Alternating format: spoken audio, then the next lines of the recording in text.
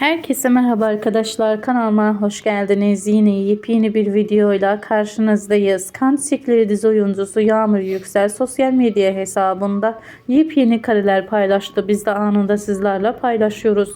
Umarım videomuzu beğenirsiniz. Videomuzu beğenip paylaşmayı, bize destek olmayı unutmayın. Bir sonraki videomuzda görüşürüz. Hoşça kalın, iyi seyirler, sağlıklı kalın, mutlu kalın.